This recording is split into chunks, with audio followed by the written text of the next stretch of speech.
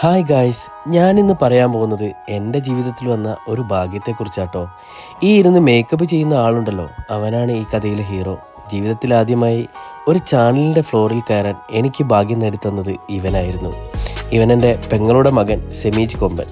പേര് കേട്ട എല്ലാവരും ഒന്ന് ഞെട്ടും. ആളൊരു ഗംഭീര ആർട്ടിസ്റ്റാണ് കേട്ടോ.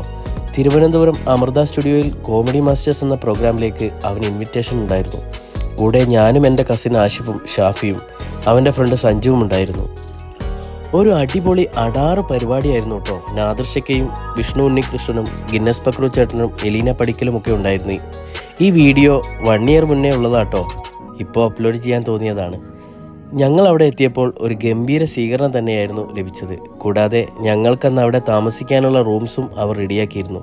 സെമീജ് മോനെ ഒറ്റയ്ക്ക് ഫ്ലോറിൽ കയറാൻ പേടിയാണെന്ന് പറഞ്ഞ് ഞാനും അവൻ്റെ കൂടെ കയറി പറ്റിയതാണെന്നാണ് എൻ്റെ ഫ്രണ്ട്സ് എല്ലാം പറയുന്നത്. സംഭവം സത്യമാണെങ്കിലും എനിക്കത് അങ്ങോട്ട് സമ്മതിച്ചു കൊടുക്കാൻ പറ്റുമോ?